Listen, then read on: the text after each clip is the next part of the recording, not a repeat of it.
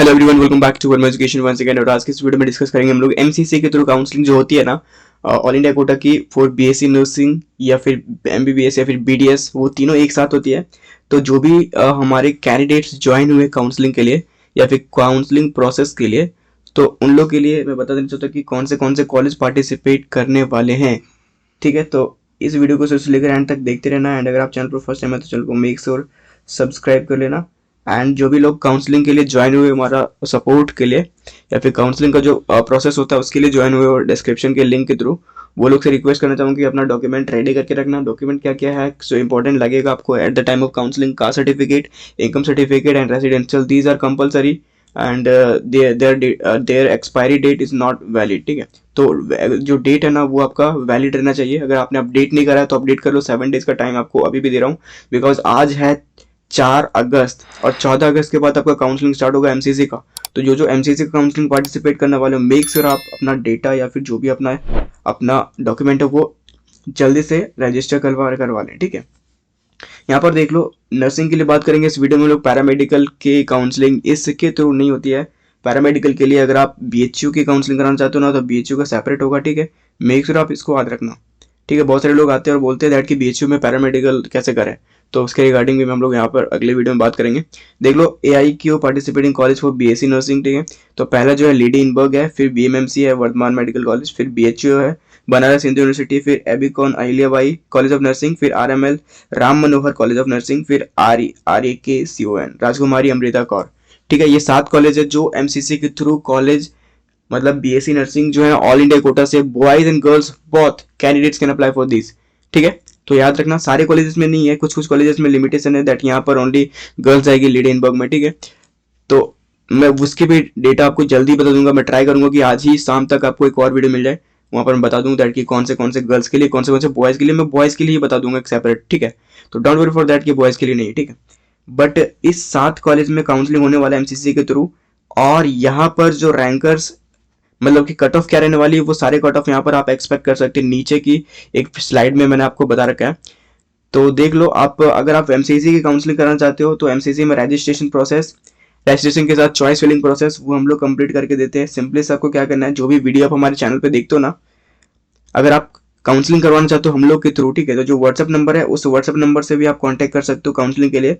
Otherwise आप जो भी वीडियो देखते हो उसके डिस्क्रिप्शन में आपको लिंक मिल जाता है। उस लिंक पे अगर आप क्लिक करते हो तो आपके ब्राउजर में रीडायरेक्ट हो जाता है। उस ब्राउजर में जाके आप ज्वाइन कर सकते हो हमारा काउंसलिंग का व्हाट्सएप ग्रुप। देख सकते हो नीट काउंसलिंग, और यहाँ पर आपको एमसीसी का काउंसलिंग भी मिलता है। अगर आप जिपमर का करवाना चाहते हो, जिपमर का बीएचयू का इसी में हो जाएगा। ठीक है, या फिर आईजीएमएस पटना के लिए करवाना चाहते हो तो उसका भी हो जाएगा, या फिर मिलिट्री नर्सिंग सर्विसेज जिसकी 3 डेट रह गई है उसकी भी काउंसलिंग हो जाएगी। आपको क्या करना है, राइट साइड आपको ईमेल आईडी फिल करना है, व्हाट्सएप नंबर फिल करना है, नीट के रोल नंबर फिल करने हैं, नीट के मार्क्स फिल करने, डेट ऑफ बर्थ फिल करने, काउंसलिंग फॉर। तो मेरे को काउंसलिंग किसके लिए करवाना है, एमसीसी बीएससी नर्सिंग के लिए। ठीक है, और यस, अगर आप कॉन्फिडेंट हो आपके अपने मार्क्स पे तभी ज्वाइन करना, अदरवाइज मत ज्वाइन करना, कॉलेज नहीं मिलेगा। कॉन्फिडेंट कैसे होना, आपका रैंक अराउंड 2 लाख है ना, तो ही आप ज्वाइन करना। ठीक है, 2 लाख रैंक है, 2 लाख के पास रैंक है। ठीक है, तभी आप एमसीसी की काउंसलिंग पार्टिसिपेट करना। 3 लाख तक चलेगा, आप अपना मतलब बेटर के लिए ले सकते हो।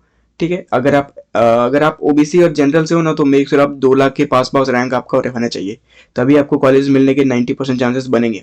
ठीक है, अदरवाइज नहीं। अगर आप SC ST से अगर आप SC ST से हो ना, या EWS से हो, तो 3 लाख से 6 लाख के बीच अगर आपका रैंक है ना, तो मेक श्योर जरूर पार्टिसिपेट करना एमसीसी काउंसलिंग। क्या पता आपको कॉलेज मिल जाए। ठीक है, तो मैंने आप बता दिया दैट कि कैसे आप हमारा काउंसलिंग के लिए ज्वाइन कर सकते हो, या फिर जो आपको स्क्रीन पे व्हाट्सएप नंबर दिखाई दे रहा है उससे भी आप ज्वाइन कर सकते हो। एंड वे मार्क्स यहाँ पर मतलब यहाँ पर मैं आपको मेरिट रैंक बता देता हूँ BHU लेडी इनबर्ग के लिए और वर्धमान मेडिकल कॉलेज के लिए। तो जनरल के लिए देख लो 1.13 लाख रैंक, 1 लाख से 1.3 लाख रैंक रहना चाहिए, ऑल इंडिया रैंक। ठीक है, फिर ओबीसी के लिए देख लो 1.3 से 1.5 लाख रैंक रहना चाहिए। ठीक है, ये 3 कॉलेजेस के लिए, BHU के लिए, लेडी इनबर्ग के लिए, BMMC के लिए। ठीक है, और EWS के लिए 1.4 लाख से 1.8 लाख रहना चाहिए रैंक। फिर SC के लिए 2.3 लाख से 3 लाख रहना चाहिए रैंक, जैसे मैंने बता रखा पहले ही। ST के लिए 3.2 लाख से 6 लाख तक भी ऑल इंडिया रैंक रहना चाहिए। तो आपको ये 3 कॉलेजेस के लिए आप सेफ मान जाओगे। ठीक है, यहाँ पर आप सेफ माने जाओगे काउंसलिंग के लिए, और आपको कॉलेजेस मिलने के पूरे चांसेस रहेंगे। ठीक है, अगर इतने रैंक है तो। अगर इसके नियर बाय है, ठीक है, अगर आपका रैंक 2 लाख के पास भी है ना, तो मेक श्योर आपका फिफ्थ राउंड में हम लोग एक्सपेक्ट कर सकते हैं कॉलेज पाने के लिए। तो अगर आपको एमसीसी की काउंसलिंग करवानी है तो ज्वाइन कर लेना। अगर आपको लग रहा है दैट कि मेरे को कॉलेज मिल जाए तभी ज्वाइन करना, अदरवाइज मत ज्वाइन करना, ठीक है। मैं डायरेक्टली बोलूंगा, बहुत सारे और यूट्यूबर्स हैं वहां पर आपको 5000 12,000 तक भी वो लोग काउंसलिंग फी चार्जेस करते हैं, ठीक है। 5000 6000 काउंसलिंग फी पे करते हैं, बट हम लोग का काउंसलिंग फी कितना है 199 ₹200 है, ठीक है। ₹200 में आपका प्रोसेस हो जाएगा, ठीक है। और बाकी के फी जो आपके लगेंगे वो अलग से लगेंगे। आपकी काउंसलिंग फी कितनी है 1000 फॉर जनरल, प्लस सिक्योरिटी फी कितना आपको लगेगा 10,000। ये सब के लिए 10,000 ओबीसी के लिए और जनरल के लिए, ठीक है। जनरल या फिर ओबीसी। SC ST के लिए कितना है मैं बताता हूँ, 500 फॉर रजिस्ट्रेशन एंड 5000 सिक्योरिटी फी, ठीक है। ये SC ST के लिए है और ये रिफंडेबल है, ठीक है। ये 5000 रिफंडेबल है, ये 10,000 रिफंडेबल है। जैसे ही आपका काउंसलिंग प्रोसेस कंप्लीट होता है ये रिफंड हो जाता है, ठीक है।